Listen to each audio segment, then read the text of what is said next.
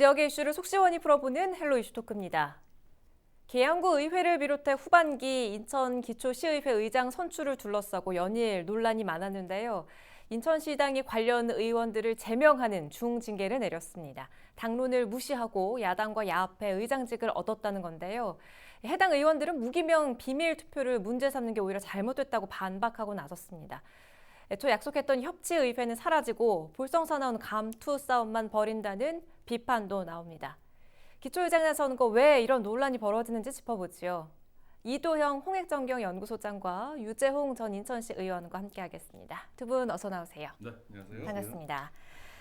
인천 10곳의 기초의회 중 6곳이 의장 선출을 두고 잡음이 일었습니다. 야합으로 선출됐다는 그 비판이 끊이지 않고 있는데 야합 선출이라고 말하는 게 왜 그런 건가요? 지금 현재 인천의 10개 군구회가 전부가 지금 다 민주당 출신 지금 의회가 장악을 하고 있는 상황입니다. 이런 상황에서 전반기에 의장을 했던 이제 민주당 소속 의원들이 아니면 또 그 직전 때 했던 의장들이 다시 한번 의장을 또 하고 싶다 보니까 그러다 보니 기존에 있었던 소속 정당에서는 그에 동일하지 않죠. 의총에서도 상황이 여의치가 않다 보니까 이제 야당인 통합당과 협의 내지는 야합을 통해서 표를 받고 다시 의장에 당선됐다는 얘기인데요. 네. 아까 6개 그 계양구를 비롯해서 뭐 중구라든지 서구 그리고 강화 옹진군까지 총 6곳에 이르러서 지금 원 구성을 둘러싸고 내용 갈등을 겪고 있습니다.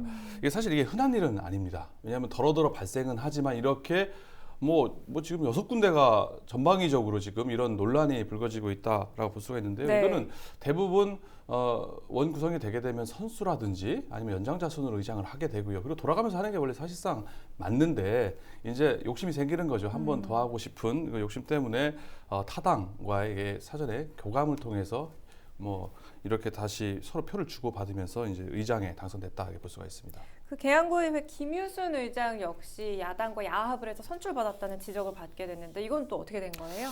계양구는 앞서 6개 그 지역 군구하고 좀 다르다고 할 수가 있습니다. 다른 곳은 기존에 있던 전반기에 의장을 했던 사람이 다시 의장에 도전해서 연임이 된 건데요. 네. 김유순 의장 같은 경우는 직전 의장이 아니었었습니다. 전 때였어서 7대 때 이제 의장을 역임을 했었는데요. 어쨌거나 뭐 전 때든 의장을 한번 했으니까 이번에는 이제 재선에 박해진 의원이 이제 의장을 하겠다라고 이렇게 타천의 물망을 올랐었습니다. 하지만 김유순 의원이 사선이거든요. 그리고 다시 한번 뭐 직전에 의장이 아니었었으니까 내가 다시 한번 의장을 하겠다고 욕심을 버리지 않았던 것이고요. 하지만은 현실적으로 계양갑의 민주당 구의원들이 4명이고요. 비례가 1명 더 있기 때문에 계양을 같은 경우는 3명입니다. 김유순 의원 같은 경우는 계양을이다 보니까 현실적으로 표대결을 하면 의총에서 지게 돼 있는 구조예요.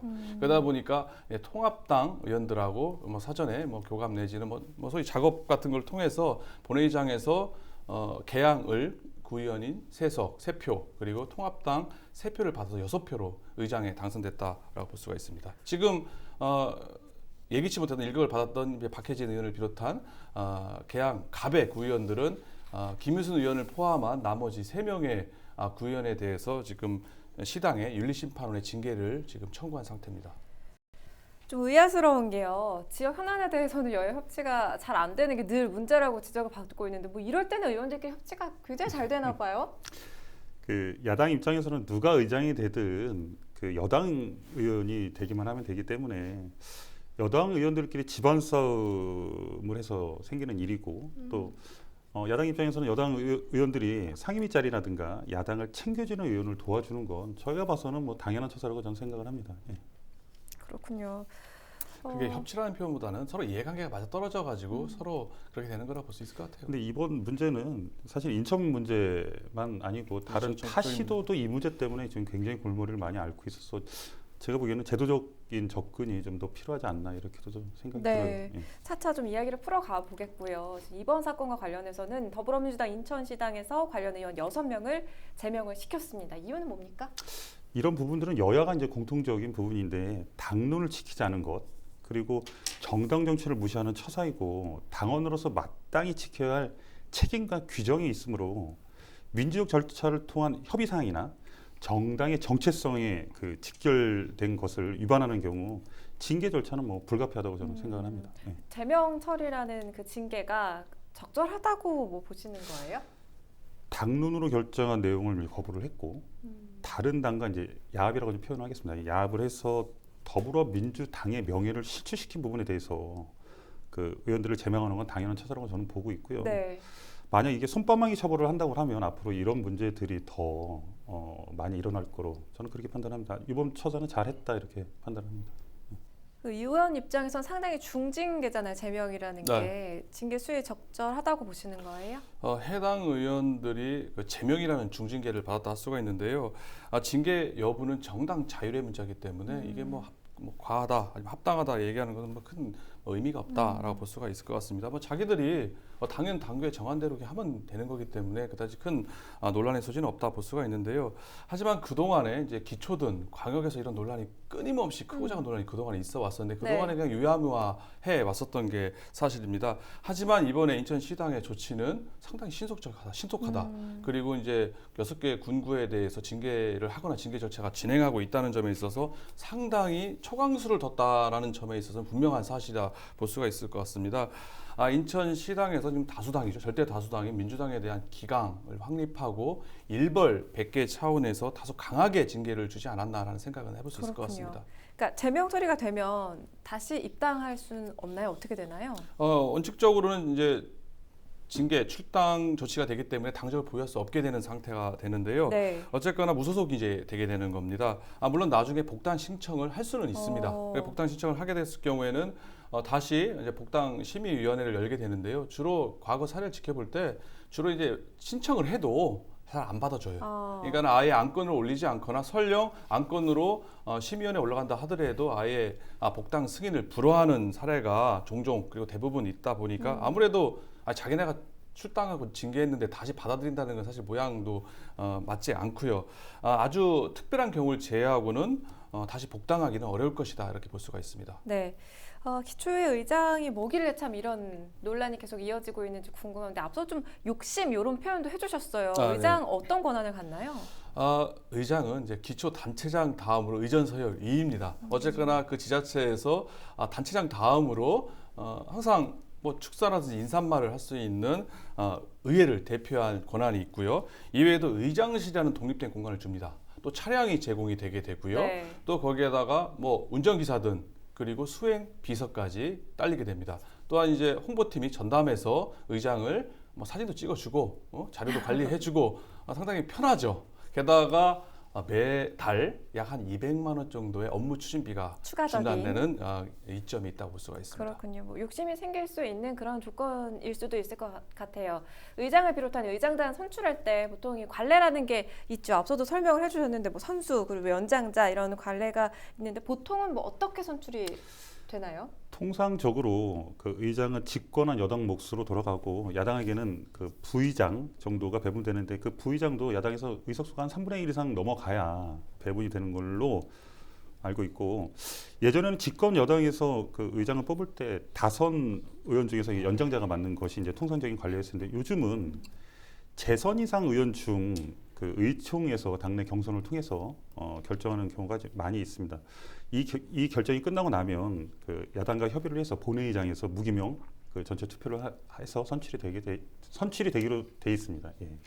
지금 이번의 경우 민주당 내에서는 연임 불허 지침을 내렸습니다. 굳이 뭐 이런 지침을 내린 이유는 뭐 어떻게 설명할 수가 있을까요? 앞서도 말씀드렸지만 이제 의장단 구성을 앞두고 여야 간의 그런 야합, 협의는 다반사라고 볼 수가 있었어요. 그동안에 그랬었는데 지금 민주당이 절대 다수석이다 보니까 이게 어디서 언제 터질지 모르는 거예요. 이게 한두 군데도 아니고 대부분 민주당이다 보니까는 민주당 입장에서는 이런 걸 사전에 좀 미연에 방지하겠다는 이제 포석이 깔려서 이렇게 의장단을 연임하는 걸 원칙적으로 불허한다라는 지침을 내리게 된 거라고 볼 수가 있습니다. 네. 결국 지금 의석 구조가 이제 여야가 대부분 이제 민주당의 다수당이라는 점 그리고 이게 기초의회 같은 경우는 이제 중대 선거구제라서 이게 의석수가 비슷비슷합니다. 지금처럼 일방적이지가 않기 때문에 여기에서 설령 같은 당에서 동의를 못 받아도 야당과 이렇게 잘 하게 되면은 뒤집을 수 있는 그 의석 구조도 한몫했다 볼 수가 있을 것 같습니다. 여당에서 어쨌든 그 지침을 내렸다 하더라도 탈당을 불사하고 나온다고 하면 달리 막을 방법이 없습니다. 그 당내에서는 그렇죠. 제명 말고는 할 수 있는 권한이 없기 때문에 뭐 나오겠다 그러면 그거 막을 수 있는 방법은 저는 물리적으로는 없다고 생각을 해요. 네, 이 무기명으로 그 일반적 교황식 선출 방식이라고 하는데 사실 시민단체에서는 이 방식이 문제의 원인이다 이렇게 지적을 하고 있거든요. 사실 어떻게 보면 이게 민주적으로도 보이는데 왜 문제가 되는 건가요? 교황 선출 방식이라는 거는요, 이제 정견 발표도 없이 후보가 이제 무기명 투표로 인해서 의장이나 부의장 이름을 직접 쪽지에다 써서 내게 되는 방식입니다. 네. 즉 입후보를 해서 입후보한 후보자들 중에서 기표를 하는 것이 아니라 모든 의원들이 전부 다 열린 상태에서 후보자가 되는 일이 되는 겁니다. 이렇게 되다 보니까 예상 외의 결과, 이변이 속출할 수 있는 가능성이 상당히 많다는 점입니다.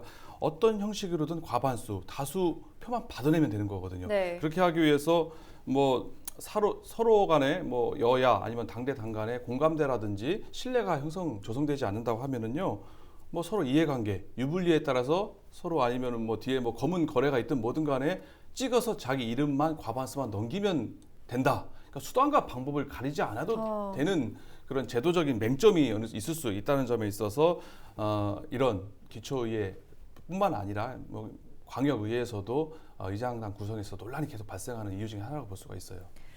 흔히 당론을 따를 것이냐 아니면 소신을 선택할 것이냐, 기초의원뿐만이 아니라 국회의원들 사이에서도 사실 뜨거운 감자잖아요. 지금 반발한 의원들은 소신 투표다 이렇게 주장을 하고 있는데 두 분도 다 시의원을 해보셨어요. 어디까지 좀 당론을 따라야 하고 또 어디까지는 소신을 지켜야 한다고 보세요?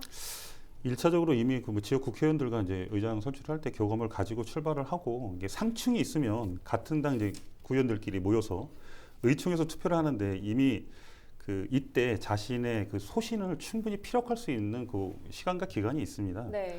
어떤 형태로든 결정이 되면 당론에 따라가는 게 저는 맞다고 생각을 하고요.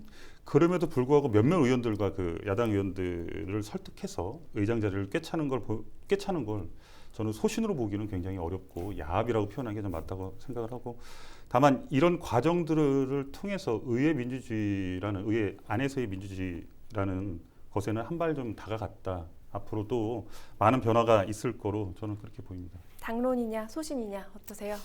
당론을 지키느냐 아니면 소신을 따르느냐, 이게 생각보다 간단치는 않아요. 사실 어디게 옳은 건지 좀 헷갈릴 수도 있는데요. 하지만 이번에 민주당에서 의장단 연임을 하지 말라는 원칙적으로 하지 말라는 이제 당론을 내린 것도 물론 있지만 이건 서로 간의 약속이거든요. 경선을 통해서 아니면 뭐 의총을 통해서, 물론 계양구산이 조금 다릅니다만은 다른 경우는 경선을 해서 이미 뽑아놓은 거예요. 그런 상태를 서로 간의 약속 아니겠습니까? 그거를 뭐 배반? 뭐 이렇게 뒤집는 결과가 발생하기 때문에 이거는 당론의 문제가 아닙니다. 서로 신뢰, 약속 위반의 문제이기 때문에 이거를 당론이냐 소신이냐 보기는 어려울 것 같고요. 오히려 다른 현안, 안건에 대해서 과연 당론, 정책적인 현안에 대해서 당론을 따르느냐 아니면 내 소신을 따르느냐에 대한 문제가 발생한다 볼 수가 있을 것 같아요. 원칙적으로 당론을 존중해야 되겠죠. 소속 당에 공천을 받고 당선된 의원이다 보니까.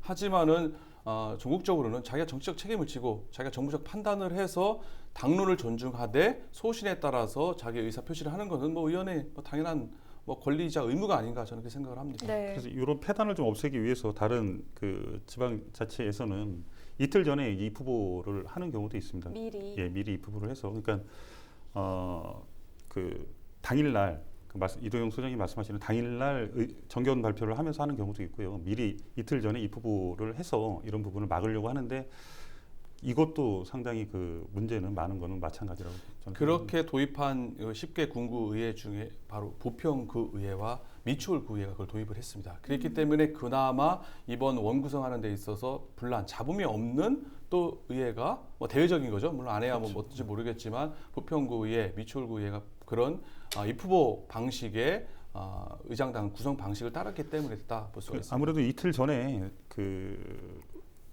출마를 하겠다는 의견을 발표를 하면 이제 분란이 생기잖아요. 그러면 그 안에 이제 해결할 수 있는 여지들이 많이 있기 그렇죠. 때문에 제가 봐서는 이것도 굉장히 합리적인 방법이다. 그 교황제 선출 방식을 버리면 이 문제는 해결될 것이다 이렇게 보시는 거예요?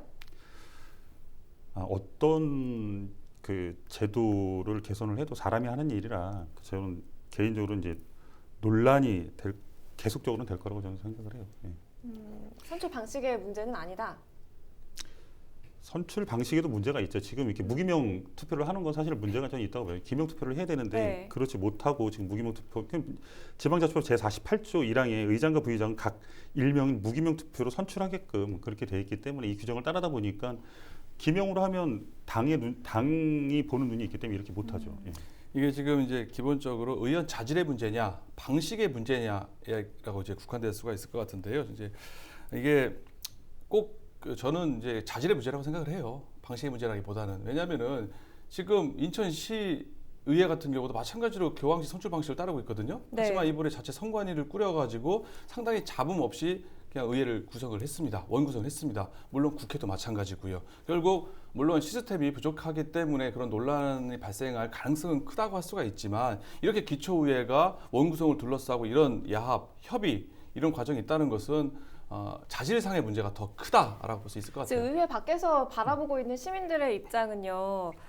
이런 논란이 불거질 때마다 지방의회에 대한 신뢰가 사실 무너질 수밖에 없거든요. 자질의 문제다 이렇게 지적을 하셨는데 어떻게 보세요, 의원님? 제도의 문제도 있죠. 지금 아까 말씀드린 대로 그 현행에 있는 규정에 따라서 하다 보니까 이제 무기명 투표를 하잖아요. 근데 기명 투표를 하면 당의 눈치를 보기 때문에 이게 절대로 이렇게 자기 마음대로 왔다 갔다 이동할 수 없습니다. 아까 전에 이도영 선생님이 말씀하신 대로 기초의회는 거의 비슷비슷하게 들어와요. 그 여야가. 근데 여기서 한두 명만 움직이면은 그 본인들이 야당과 야합을 하면 그 의장을 가져갈 수 있는 이런 구조로 되어 있기 때문에 제도적인 부분도 어느 정도 손을 봐야 된다고 생각하고 아까 전에 개개인의 문제도 말씀하셨는데 저는 지금 민주당 구조에도 좀 문제가 있다고 봐요. 왜 그러냐면 현재 있는 구의원님들이 뭐 시의원도 하고 그 위로 올라가려고 노력을 하겠지만 지금 현재 광역 의원님들을 보면 90%가 다 민주당 의원님들이시고 또 대부분이 다 초선 의원님들이세요. 네. 이런 분들을 꺾고 올라가기란 쉽지 않기 때문에 이런 문제도 한몫을 한다 이렇게 말씀을 좀 드리겠습니다. 제도의 문제이기도 하고 또 자질의 문제이기도 하고 하는 부분을 지금 짚어봤는데 이렇게 되면 추 의장단 선출은 어떻게 되나요? 이번 논란을 계기로 좀 달라질까요? 달라지지 않다고 봐야 돼요. 일단 뽑히면 그대로 갑니다. 그렇기 때문에 그리고 지금 뭐 제명을 받거나 제명을 받게 될지 모르는 상황에서 여기까지 왔는데 네. 그걸 뭐 사퇴하겠어요? 사퇴 외에는 달리 방법이 없다라고 할 수가 있기 때문에 이거를 번복하기라는 뭐 거의 불가능하다 볼 수 있을 것 같고요. 계양구 의회를 국한시키자고 하면 일단 의장은 뭐 김유순 의장이 됐습니다. 부의장은 통합당에 죽고요. 두 군데 상임위원장을 하나씩 여야가 골고루 나눠 가졌는데 문제는 의회 운영위원장을 지금 아직 선출하지 못하고 있는 상황입니다. 이거에 대해서 이제 계양갑 구의원들 대상으로 해서 하나 맡아라 하는데 지금 계양갑 구의원들은 의장 뺏긴 거에 대한 반감으로 보이콧을 하고 있는 상황이기 때문에 언제 운영위원장이 선출될지 모르는 상당히 이제 한 치 앞을 내다볼 수 없는 상황일 것 같은데요. 당분간 파행이 계속되지 않을까 이렇게 생각을 합니다. 이미 의원들 간의 갈등이 수면 위로 드러난 것처럼 보이는데 이렇게 되면 후반기 의정활동 협치에 차질 없으리라 보시는지 어떻게 보세요? 다른 갈등들은 대부분 이해와 타협으로 해결이 되지만 이 선출에서 생긴 불씨는 저는 봉합되지 않는다고 보고요. 네. 의원직이 끝날 때까지도 이건 끝나서도 계속적으로 이제 앙금으로 남아 있고, 다만 이제 구정을 이끌어가는 이제 구청장 입장에서는 의회가 이렇게 이원화되면서 구정을 끌어가는데 상당히 차질이 불가피하다 이렇게 말씀을 드리겠습니다. 시민들은 감투 싸움하는 거에 그치지 않냐 참 좋지 않은 시선으로 바라볼 수밖에 없습니다. 어떻게 보세요? 그럼요. 아까 말씀하신 것처럼 이제 감투 싸움으로 인해서 피해는 고스란히 국민들, 시민들에게 돌아가는 겁니다. 앞서 말씀 주신 의원들이 끊임없이 발목 잡기, 다툼을 하게 되면요. 필요한 민생 관련 조례들이 통과하지 못하는 일이 네. 발생하고 시적절하게 조례를 통과시킬 수 없는 문제들이 발생합니다. 그게 가장 우려스러워요. 그럴 가능성이 충분히 크다 볼 수가 있기 때문에 이번 기초의회 의장단 둘러싸고 이런 크고 작은 잡음들은 결국 이제 시민의 피해로 간다는 점을 좀 의원들이 좀 망각하지 않고 좀 잘 좀 하는 그 선례 좋은 관례를 만들었으면 좋겠습니다. 후반기 인천 기초시의회 의장 선출을 둘러싸고 다양한 갈등이 있어서 왜 이런 논란이 벌어지는지 짚어봤습니다. 헬로 이슈토크 오늘 준비한 소식은 여기까지입니다. 시청해주신 여러분 고맙습니다. 수고하셨습니다.